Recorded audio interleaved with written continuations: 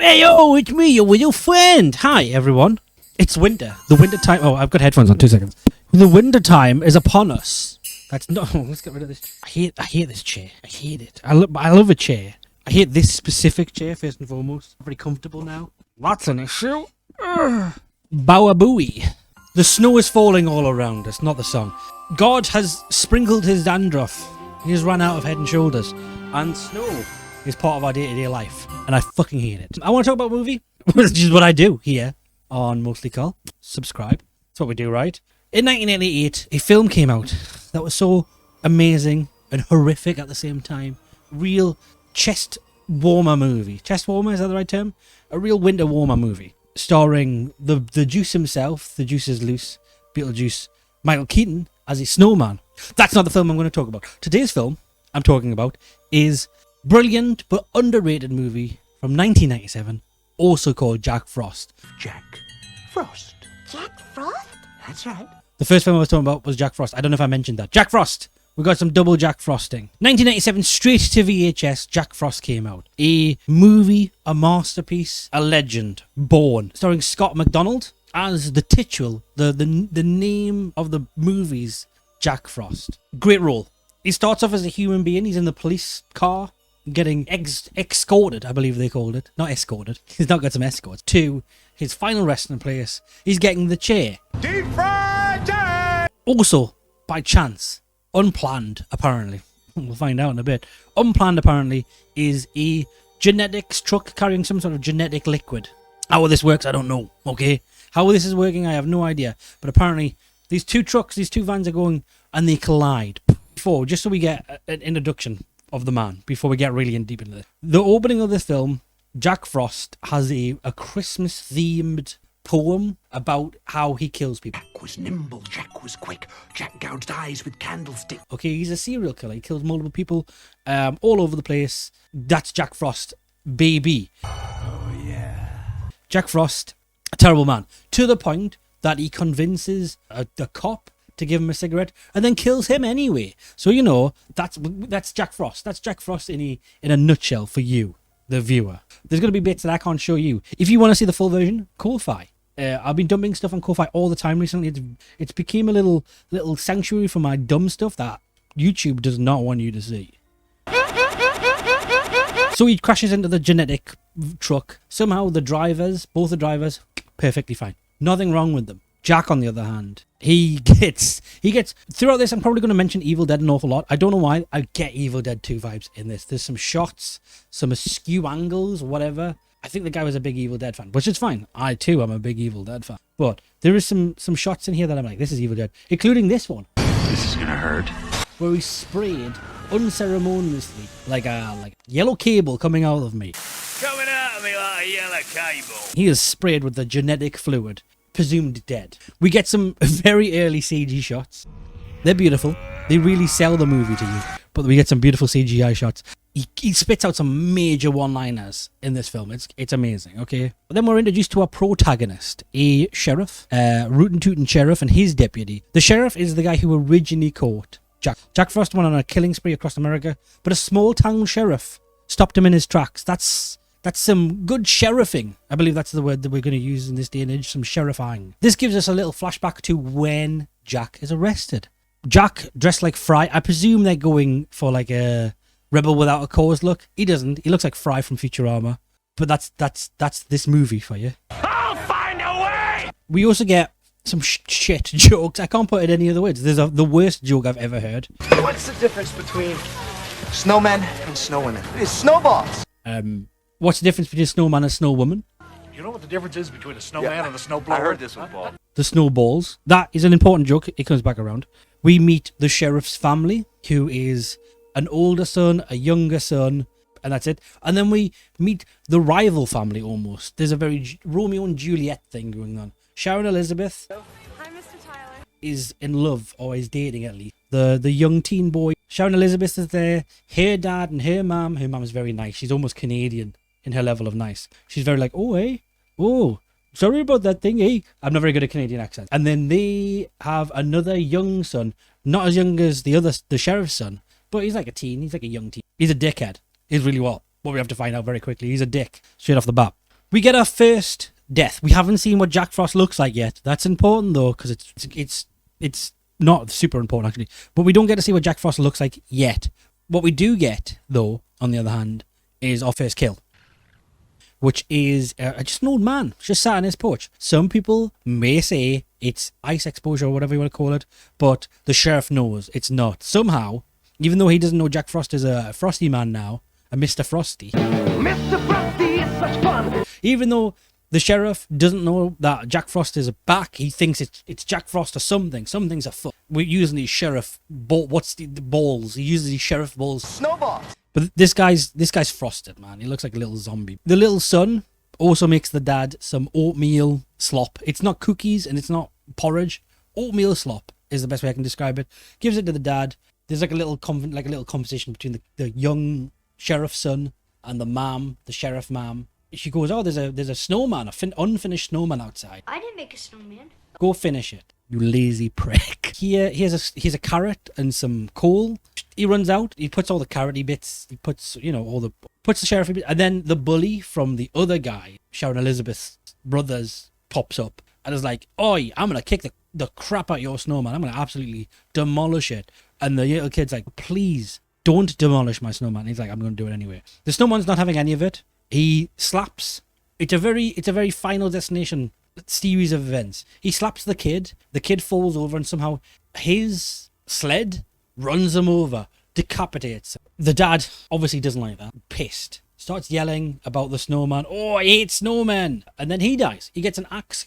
And the dad gets an axe when he's going to go cut wood. The lovely little Canadian mom, or she must be just from like the southwest or something, "Go get some wood, eh?" And then while she's doing that, Jack Frost comes in the house and just ruins her life, ties her up with lights, puts a bauble in her mouth, kills her with a bauble. Bauble death. And out of the two of them, she deserves the nicer death and she gets the most horrific. He eats an axe. That's sad, but it's also like I imagine it was an instant death. She really gets the living daylights out of her. During that time, a door-to-door salesman pops in and sees Jack Frost, so now he knows it's a snowman, and B, the woman's dead. He runs out, he's scared, he's worried, he starts beating the crap out of every snowman he can see, just starts punching them all, which is where this FBI guy shows up and just knocks them the hell out. He has been in a couple of scenes before, but he wasn't that important. During this time, because Sharon Elizabeth doesn't know her parents are dead, they go to a different house, and there's like a sex scene. Yo, this is before our boob. For some reason, IMDb, like one of the facts about this movie on IMDb is this is the first film before Sharon Elizabeth got a boob job. It's the last film before Sharon Elizabeth got a boob. That's a fact on IMDb that it was important for me to know. But the strip scene's very funny because obviously it's the middle of winter in wherever they are. It's freezing. There is layers. They unpack themselves almost. And Sharon Elizabeth, "I'm going to go have a shower. You get things ready down here," right? Sharon Elizabeth gets changed into nothing. Obviously, she's going to have a shower. While the kid's like going in doing stuff in the kitchen, which is great because we get to see. There's a really good bit where we now know what Jack Frost looks like, but nobody else does. So they do little hints. There's little nods to what Jack Frost looks like. They open a freezer and it's just full of ice. It's obviously Jack Frost. There's like a scarf and coal and a carrot in the ice box. He doesn't put it together. He just like chips some ice away. This is where we also got to find out Jack Frost's first skill, which is the ability to shoot icicles out of his arms. Apparently that's a skill to have. He kills the boyfriend. That's the first guy, that we see him using his magic power. Everybody else we just sort of got hints about who it was, but this is the first guy I actually see him killing. Sharon Elizabeth is in the bath and she's like, "Oh, it's lovely and warm. And then it turns to snow and then she's inside him. She's inside Jack Frost. It does look like she's getting humped by Jack Frost during this. There is like an almost sex scene with Jack Frost, but it's Sharon Elizabeth. That's why. Gotta get your skin in this movie. That's what the producer probably did. Let's get some skin in this movie and get me photos of Spider-Man. Sharon Elizabeth doesn't make it either. Well, there's another one. Bites the dust. Looks like Christmas came a little early. The sheriff, the FBI, the deputy sheriff, and a random woman. I think she's like meant to be the secretary for the sheriff, but a random woman. They find out. Heat kills him or hurts him at least. They fill the sheriff, the police station with like aerosol spray, which now probably has created a massive hole in the ozone layer, but that's not important because you got to kill the snowman.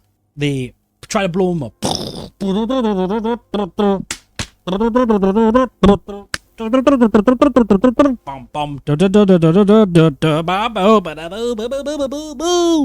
the snowman. Blows for him, right?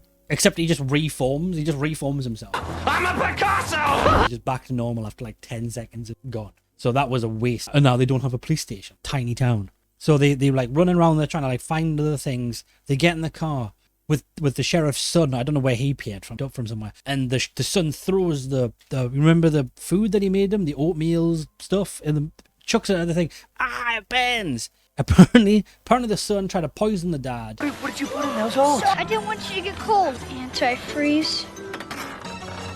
Almost like the Sixth Sense. That's like antifreeze in the Sixth Sense, I think. They get the guy that was doing door-to-door salesman. They're like, have you got loads and loads of antifreeze? He's like, yeah, I got loads of antifreeze. You want to buy it? They fill a back of a truck with antifreeze. Jack and the sheriff had a little fight and he falls in, killing Jack, except for an arm. I saw the arm fly off, okay? Thought, oh, there's the sequel. The sequel's coming. No. They grab the arm because it attacks the son. Grab the arm and chuck that in as well. He's gone. Jack Frost is dead. No sequel for us. Except there is a sequel. They fill all the little canisters of antifreeze. The empty canisters back with the antifreeze. And they all live happily ever after. They go on holiday. Lovely. Great. Except for that's where Jack Frost is going. They go to a tropical beach singing. No, there's no snow on a tropical beach. Hello. Go to the tropical beach. Lovely. Except for Jack Frost, somehow for some reason some scientists unearth Jack Frost's antifreeze and distill him. None of it works. He never comes back except for somebody chucks a latte, a lovely piping hot like a mocha latte in his slime, and we've got Jack Frost 2. Revenge of the Killer Snowman, I believe. Or Revenge of the Mutant Snowman. Revenge of the Mutant Snowman, not Killer. We've got a cast of new characters coming on. We've got some more skin. There's 3 scantily clad women. Ooh. Make it even. There's also 3 scantily clad men. Ooh. There's also another scantily clad woman and her photographer. He's not as scantily clad. He's more scantily height. We've got the deputy sheriff and the woman that he ran away with. And the sheriff and his wife, who are renewing their vows. Ooh, or second honeymoon, I think. Very romantic. There is also a man who was supposed to be the FBI agent from the last film. I don't think it's the same actor. I'm 99% sure it's not the same actor, but he's there as well.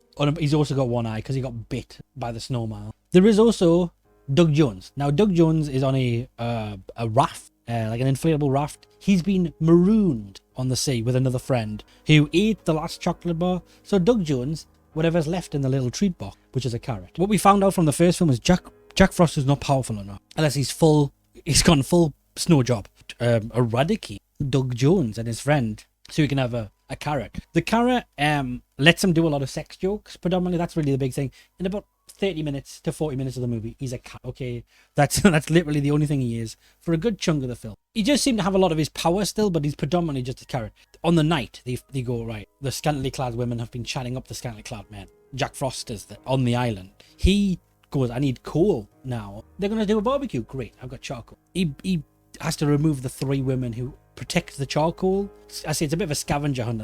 So he drops little icicles. They all miss. Forget it. What we're going to do, become a Warner Brothers-esque anvil. That drops on the girl. She's gone. The second girl comes along. She's like, oh, my friend, dead. She's been dropped on by an icy anvil. She falls onto more ice. Everybody just gets iced. I can't remember how the last girl dies, but she does. 3 people died within about 20 seconds. Then he's like, okay, now I need a scarf. That's the next part of this, some, icicle scavenger hunt. He finds a scarf. The scantily clad model, she is doing like a photo shoot for a snowboard. Tells the photographer, I need some ice for my little nips. She needs to have a nip on. I don't know why she needs a nip on. Okay, don't ask me. I didn't make this. Somebody else did. So she gets a little ice. The ice is Jack Frost, BTW. Rubs it on. Gratuitous. He's into that. He's fine with it. Then she's like, I want an iced latte. He goes, oh boy, we're into this. So he jumps into the iced latte as well as, again, ice cubes. Multiple sentient ice cubes. Come on, boys, everybody into the pool! She has a little sip of the iced latte because it's so hot, and bites into one. That hurts, and he gets a bit annoyed. So he blows her head up. The kills in this are much better than the kills in the first one. So far, I'm giving it a 10 out of 10 kills. The next kill, Rubbish. Terrible kill. I can't remember what happens. The photographer is killed, but he sort of just gets Polaroid photos taken of him, and that's what kills him. I don't remember, okay? So we finally meet Jack Frost back, who meets up with the sheriff, and they have a Jack Frost, the sheriff guy, has planned everything out for Jack Frost's return. So they find out that they can kill him. So they go grab the stuff to kill him. Great, he's all planned it out. Fills a pool, gets Jack Frost full in it. Doesn't do anything. Jack Frost just reforms. Painful, but Jack Frost is just a better. He's been improved. He's the new improved Jack. So somehow they explain it apparently that Jack Frost has got some of the sheriff's DNA in him, and that makes him a better version. And then he gives birth. Jack Frost gives birth to lots of little Jack Frost. But I love, it gives you gremlin vibes. There's loads of little gremlin feel bits where they like attack the FBI agent, and they just keep trying to kill them, but they keep coming back to life.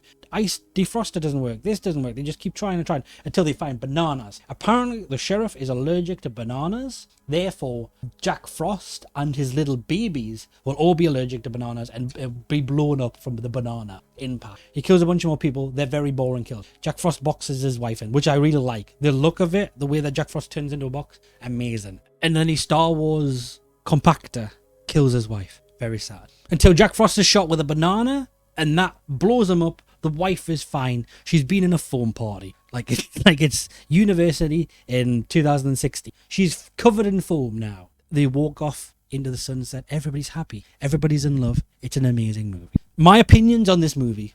If you want a movie during winter, Jack Frost is definitely something to watch. Don't sit there and like idolize it and watch it bit by bit. But really, it is a good movie just to put on in the background while you're decorating your tree. If you're a horror fan and you're decorating your little horror Christmas tree, you know, you're hanging up your tonsils. I don't know what I don't really do Christmas. You're decorating your Christmas tree and you want to put something on. You could put the Grinch on. Don't get us wrong. You could put Silent Deadly Eye on. But I really want you to put on Jack Frost 1 and 2. And it's like 3.5 hours. You will be in a very Christmassy mood. Be kind. Rewind. Thanks for watching. If you like this stuff, you can join me on Ko-Fi, or you can watch me on Twitch, twitch.tv/Mostlykarl. I do this stuff all the time now. Apparently, this is my new thing, where I talk about bad movies. And I love it. I wouldn't have anything else to do.